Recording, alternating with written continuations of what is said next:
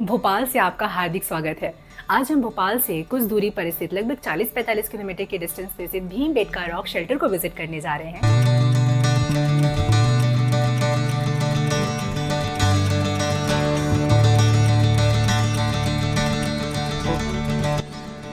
हम लोग national highway से जा रहे थे, तब तक ब्रेकफास्ट करने का मन किया और ये ब्रेकफास्ट में हमारा पोहा है।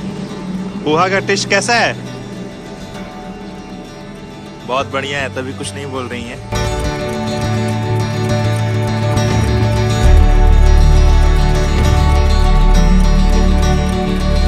तो हम लोग भीमबेटका टिकट काउंटर पे पहुंच चुके हैं और यहाँ से हमें टिकट मिलता है। हम लोग रातापानी अभयारण्य के अंदर हैं और इसी अभयारण्य के अंदर हमारा विश्व प्रचलित भीमबेटका रॉक शेल्टर है, जिसको हम लोग विजिट करने के लिए जा रहे हैं।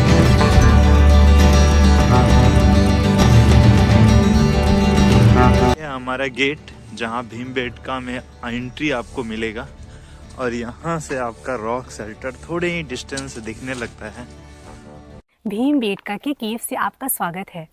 ह्यूमन हमेशा से क्रिएटिव रहना चाहता है और क्रिएटिव रहा है।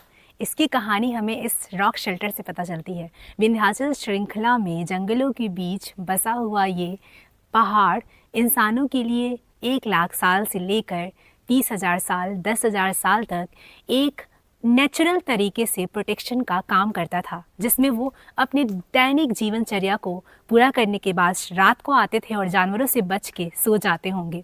लेकिन जब भी उन्हें अपने दैनिक दिनचर्या से समय मिलता था तो वो कुछ क्रिएटिव काम किया करते थे। एंटरटेनमेंट के लिए उस समय पे हमारे जैसे इंस्टाग्राम या डांस या इस तरीके की बहुत चीज़ें नहीं होती थी, तो वो पेंटिंग किया करते थे। पेंटिंग हो सकता है कि वो इसलिए भी किया करते हों ताकि वो अपने बच्चों को बता सके कि किन किन तरीके के एनिमल्स हमें जंगलों में मिलते हैं, किन किन तरीके से आपको अपने जीवन में चीज़ों का सामना करना पड़ेगा। जानवर उनके जीवन का एक अभिन्न अंग हुआ करते थे, क्योंकि वो जब भी बाहर निकलते थे उनका सामना इससे ही होता था। तो उनकी क्रिएटिविटी जब पहली बार उनके कलम चले तो कुछ जानवरों का ही दृश्य वहाँ से निकल कर आया। कुछ माइथोलॉजिकल स्टोरीज़ को इन रॉक शेल्टर्स के केव पे बहुत गहराई से बनाया गया है। और सबसे इंटरेस्टिंग बात ये है कि यहाँ पर जो कलाकृति हमें देखने को मिलेगी डिफरेंट रॉक शेल्टर में, हम लोग दिखाएंगे उसको, वो कई पीढ़ियों में बनाया गया है, कई पीरियड्स में, कई बार तो उसको प्रिजर्व करने के लिए उसी कलाकृति को और सुंदर तरीके से बनाया गया है। और अब ये आर्कियोलॉजिकल सर्वे ऑफ इंडिया के अंदर है। इसके खोजे जाने की भी कहानी बहुत इंटरेस्टिंग है, जो अभी कुछ देर में आपको बताएंगे।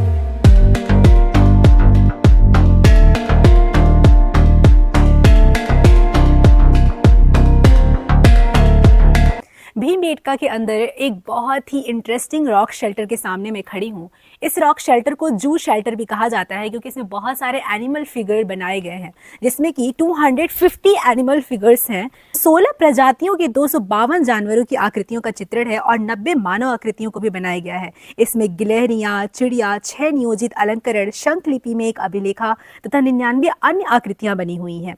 इस शेल्टर के अंदर 10 स्तरों में एक के ऊपर एक आकृतियां बनी हुई हैं। अधिकांश आकृतियां प्रागैतिहासिक काल की हैं तथा कुछ आकृतियों का चित्रण 6ठी शताब्दी ईसा पूर्व के बाद हुआ है। यह शेल्टर नंबर 5 है, जिसमें 2 चैम्बर्स बने हुए हैं, नीचे वाला चैम्बर और ऊपर वाला चैम्बर। तो नीचे वाले चैम्बर में हम लोगों को एक मानव आकार का चित्र दिखता है जो शिकार कर रहा है। ऐसा लगता है कि वो शिकार कर रहा है। और ये जो ट्रायंगल सर्कल का यूज़ करके मानव का आकार बनाया गया है, इसी को कहा जाता है कि ये एंसेस्ट्रल वर्जन है वारली पेंटिंग का, जो कि महाराष्ट्र में एक बहुत फेमस पेंटिंग मानी जाती है। इसके ऊपर वाले चैम्बर में भी बहुत ध्यान से जब आप देखोगे तो आपको पता चलेगा कि एक हिरन बनाया गया है, वो भी ट्रायंगल्स का यूज़ करके बनाया गया है। तो अगर आपको भीमबेटका रॉक शेल्टर को एंजॉय करना है तो आपको बहुत डीपली यहाँ पे बैठना पड़ेगा और गहराई से देखना होगा कि वो पेंटिंग्स कहाँ है, कौन है और किस तरह से बनाया गया होगा। कितनी शांति में उसको बैठ के एकदम से जंगलों के जानवरों के बीच में आप हो और आपको शेल्टर मिला हुआ है और वहाँ पे आप हल्की फुल्की पेंटिंग्स कर रहे हो।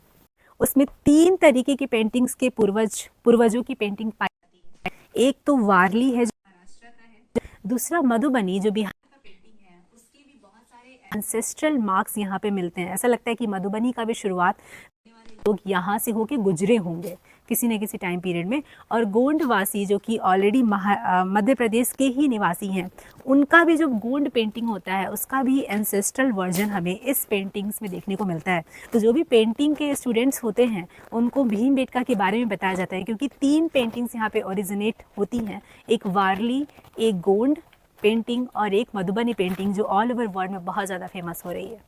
केव है, तो इस केव का नाम नहीं दिया गया है, बट ये भी तो एक शेल्टर की तरह काम कर सकता है। आराम से अगर कोई इंसान रहना चाहे तो बारिश से बचना चाहे, उस समय पे हमारे पास मैन मेड स्ट्रक्चर्स नहीं हुआ करते थे। तो जंगलों में अगर आपको एक नेचुरल स्ट्रक्चर मिल रहा है जहाँ पे बीच में जगह है, तो उसी को शेल्टर का नाम दिया जाता था। तो इसलिए इसको गुफा नहीं कहते हैं, क्योंकि गुफा की तरह अंदर अंदर एकदम से नहीं है। भीमबेटका गुफा नहीं है, ये भीमबेटका शेल्टर है जहाँ पे आप आराम से बैठ सकते हो। कोई सीज़न, जैसे बारिश का सीज़न आपको बिताना है तो वो सीज़न आप बिता सकते हो, और फिर अपनी यात्रा गर्मियों में या सर्दियों में कहीं और के लिए शुरू कर सकते हो। अब क्योंकि ऐसा लग रहा है पूरे भीमबेटका के अंदर सिर्फ हम लोग हैं यहाँ पे, और बटरफ्लाइज हैं, बहुत सारी गिलहरियाँ हैं, ह्यूमन बीइंग में सिर्फ हम और अभिषेक हैं। तो अभी यहाँ पे लिखा हुआ है व्यू पॉइंट, जो कि हमें यहाँ से देखने को मिलता है।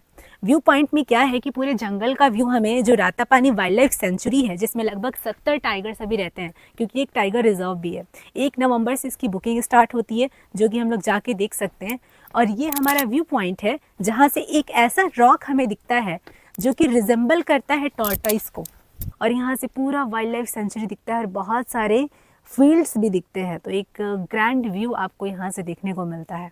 और बहुत पत्थर तो देख ही रहे हैं, यहाँ पे पूरे सैंडस्टोन्स हैं।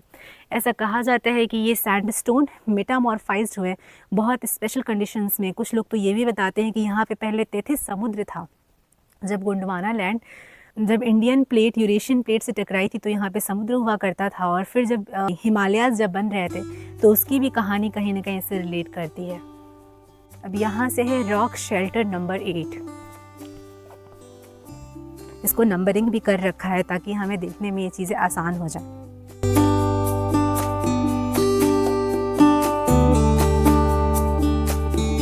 रॉक से बने हुए स्ट्रक्चर के अंदर जब आप रहते हैं तो आपको कहीं ना कहीं बहुत ज़्यादा फियरफुल भी महसूस होता है, क्योंकि अंदर बहुत सारे चमगादड़ हैं जो इस समय पे सो रहे हैं अपना आराम से। हम लोग जैसे एंटर किए हैं उन लोगों को थोड़ा डिस्टर्ब हो रहा है, ये आवाज़ भी उनकी ही धीरे धीरे आ रही है। और भी बहुत सारे तरीके के एनिमल्स हो सकते हैं, स्नेक हो सकता है, क्योंकि एक तो ये वाइल्ड लाइफ सेंचुरी, ऊपर से इतने बड़े बड़े रॉक्स हैं। So this is rock shelter number 8। यहाँ पे भी आराम से ऐसे इमेजिन किया जा सकता है कि उस टाइम पीरियड पे ये भी बहुत सारे ग्रुप में लोग चलते होंगे, तो कुछ ग्रुप के कबीले के लोग यहाँ पे अपना आराम से रेस्टिंग ग्राउंड बनाते होंगे, क्योंकि नींद तो हमारी थी ही, सोना तो हमें पड़ता ही था।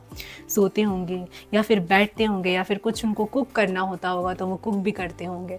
ये रॉक शेल्टर जो है वो आदि मानव से लेके आदिवासियों तक, मतलब एक बहुत बड़ा चेंज हुआ था आदि मानव से आदिवासी बनने में। वो तरह तरह के टाइम पीरियड से, लगभग 30,000 साल, 40,000 पुराने से लेके 1200 साल, 400 साल, यहाँ तक कि 500 साल। और अभी खुद मतलब घोड़ों के आने के बाद, जबकि 12वीं शताब्दी में घोड़े आए थे, तब घोड़ों का भी पेंटिंग है। इससे ये पता चलता है कि ये पेंटिंग्स कई काल खंड में अलग अलग लोगों द्वारा किए गए हैं, जो कि यहाँ पर आकर शेल्टर लिया करते थे। रॉक शेल्टर 9 का भी कुछ स्पेशल कैरेक्टरिस्टिक्स है, क्योंकि पूरे रॉक शेल्टर में जहाँ सिर्फ हमें एनिमल्स के फिगरीन देखने को मिलते हैं, हमें यहाँ पे कुछ फ्लावर्स की भी फिगर्स देखने को मिलते हैं, वो भी डिफरेंट कलर के, जैसे येलो कलर का देख रहे हो, और वाइट कलर में थोड़ा सा येलो, उसको मतलब फ्लावर के बीच वाले पार्ट को शायद डिस्क्राइब करने के लिए दिखाया गया है। और नीचे एक फ्लावर पॉट भी दिखाया गया है येलो कलर का। फिर वहाँ पे एक ह्यूमन बीइंग का पिक्चर है जो अपने हाथ में कुछ लिया हुआ है, ऐसे लग रहा है कि वो शिकार के लिए जा रहा है। फिर घोड़ा, जैसे कि हम लोग जानते हैं कि इंडियन सब कॉन्टिनेंट में घोड़े नहीं पाए जाते थे, तो ये 12वीं शताब्दी के बाद का ही पेंटिंग होगा, क्योंकि उसके बाद ही घोड़े हमारे इंडिया में आए थे। और वो पेंटिंग के बारे में कहा जाता है जो एलिफेंट का पेंटिंग है, जिसपे एक ह्यूमन बीइंग बैठा हुआ है, वो लगभग 24,000 साल पुरानी पेंटिंग है। शेल्टर के अंदर आपको 4 रंग के ऐसे कलर दिखते हैं। एक तो वाइट रंग जिसमें सैंडस्टोन यूज़ करा गया है, दूसरा आपको दिखता है रेड कलर जिसमें एनिमल ब्लड्स को यूज़ करा गया है, और ये जो है येलो और ग्रीन, इसमें डिफरेंट फ्लावर के पिगमेंट्स यूज़ करके इन कलर का प्रयोग किया गया है।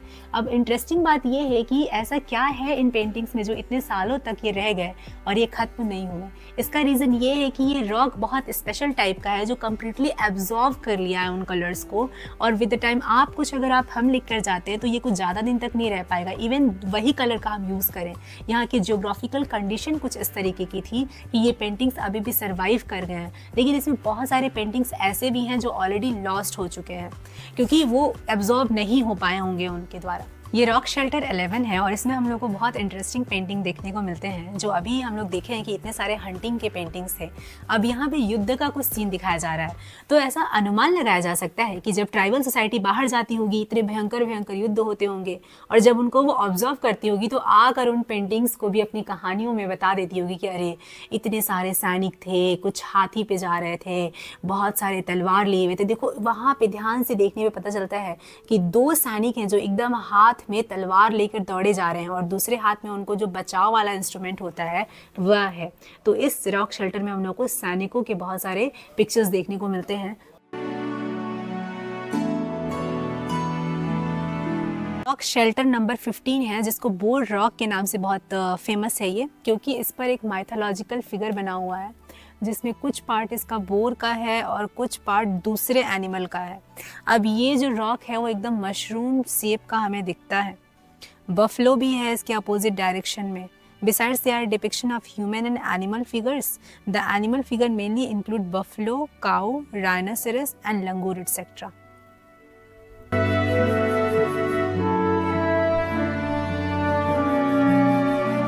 ये शेल्टर नंबर 6 है जिसकी पेंटिंग्स थोड़े से इंटरेस्टिंग है क्योंकि ये ह्यूमन इंटरटेनमेंट को दिखाते हैं। किस तरीके से जब भी हम लोग ट्राइबल डांस फेस्टिवल्स वगैरह देखते हैं तो देखते हैं कि बहुत सारे ट्राइब्स एक साथ मिलकर डांस कर रहे हैं। तो ऐसे ही जो ये ह्यूमन बीइंग थे या तो ये आदि मानव रहे होंगे, वो भी एक दूसरे के हाथों में हाथ डाल के एकदम से पेंटिंग बनाया गया है जिसमें वो डांस करते हुए दिख रहे हैं। और ऊपर एक ह्यूमन बीइंग जो वाद्य यंत्र कुछ ऐसा ढोलक जैसा है उसको दोनों तरफ से बजा रहा है उसको, और नीचे भी एक ह्यूमन फिगर बनाया गया है। फिर अभी मैं भीमबेटका के सबसे लंबे शेल्टर में हूँ जिसको वाकानाकर ने बोला था कि ये है हमारा ऑडिटोरियम।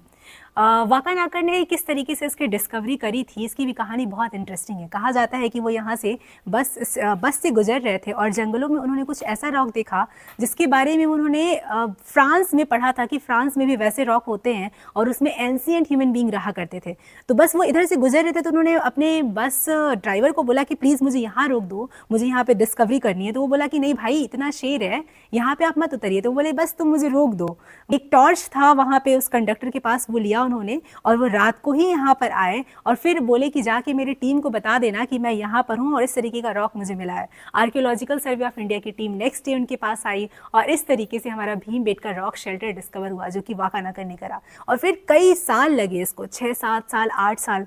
तो जो हम भीमबेटका का हिस्सा देखते हैं इसको भीमबेटका इसलिए कहते हैं क्योंकि माना जाता है कि यहाँ भीम अपने जो वनवास उन लोगों को मिला था पांडवों को, तो भीम यहाँ आके अपना रेस्ट करते थे। वो जंगल जंगल घुमा करते थे और यहाँ पे वो इतना बड़ा एकदम से भीम तो आराम से रेस्ट कर लेंगे। जैसे माइथोलॉजिकल फिगर में हमारा मानना है कि भीम बहुत बड़े आकार के होते थे, तो ये ऑडिटोरियम केव तो उनको पूरा का पूरा in that sense cover up कर लेगा।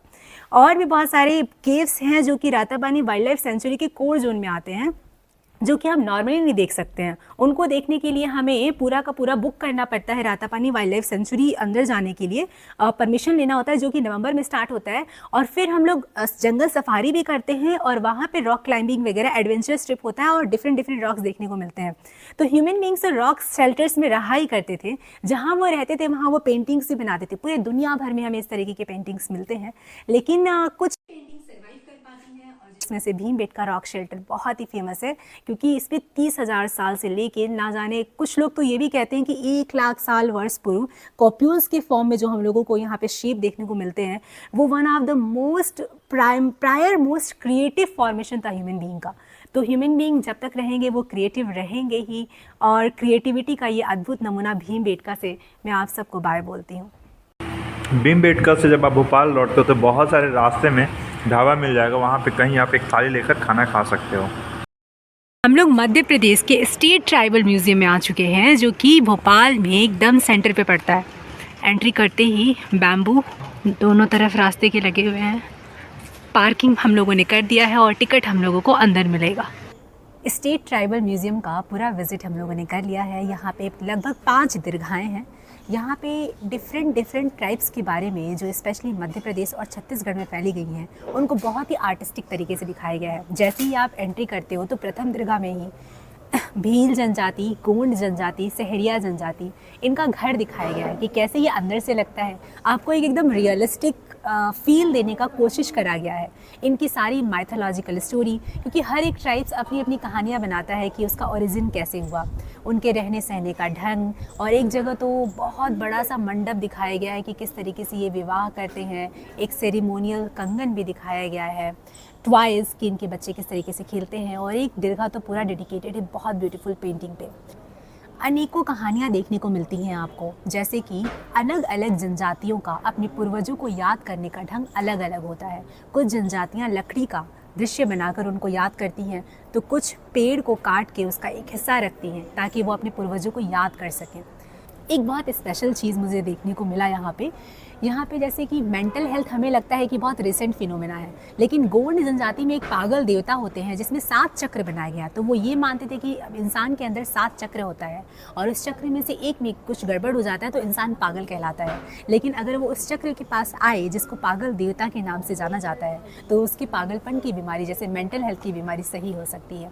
तो बहुत तरीके से मनुष्य ने जब जंगलों में रहा था तो वो मानसिक चीज़ों को, साइकोलॉजिकल वे ऑफ लिविंग उसका बहुत डिफरेंट था और उसको बहुत अच्छे से उन्होंने फेस किया था अलग अलग कहानियों के ज़रिए। अब तो बहुत सारे उसके हिस्से, क्योंकि अब जनजातियाँ बहुत ही तीव्र गति से जो हमारा नॉर्मल वे ऑफ लिविंग है उसमें मिंगल हो रही हैं, तो इसलिए इनके लिए एक म्यूज़ियम बना के डेडिकेट करा गया है।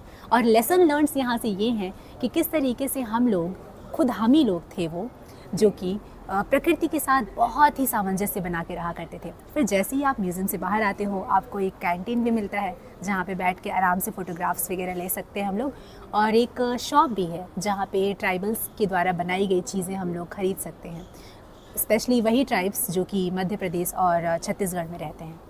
तो जब भी आप भोपाल आ रहे हो तो इसको भी आप एक अपने ट्रिप में एक छोटा सा पार्ट मान सकते हो।